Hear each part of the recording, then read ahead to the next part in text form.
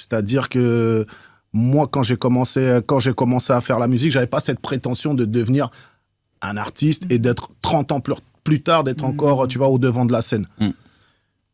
J'ai gagné beaucoup d'argent, j'ai perdu beaucoup d'argent aussi, parce que quand t'es nous, on a tout de suite été entrepreneur, on a tout de suite eu cette casquette aussi de producteur. On a eu notre label Première Classe que j'ai créé avec Benji, Pete Bacardi et Stéphane Njigi et Patou. Donc, on a produit aussi énormément d'artistes. Donc, quand t'as cette casquette aussi de producteur, effectivement, tu peux gagner beaucoup d'argent, comme tu peux en perdre, ça fait partie du jeu.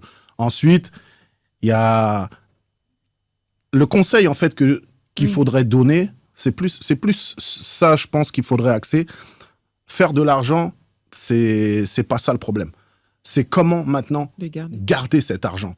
Et c'est là où il y a des choses qui pêchent parfois dans cette communication, c'est-à-dire qu'on n'est pas assez formé pour ça, on n'est pas assez préparé à ça. Moi, si à l'époque, j'avais eu un gestionnaire financier qui serait venu me voir en disant « Hey, frangin, tu vois là, cet argent, t'as ça, mais voilà comment il serait bien de le placer. » Et ça, Kenzie faisait pas ça.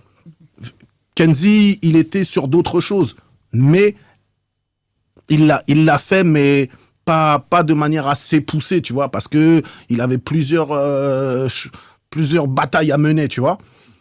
Et en fait, aujourd'hui, ça, je sais que moi, en tout cas, à une époque, ça m'a manqué. Quelqu'un qui va me dire précisément comment gérer. C'est les questions de l'éducation financière. L'éducation financière, très importante, très, très importante.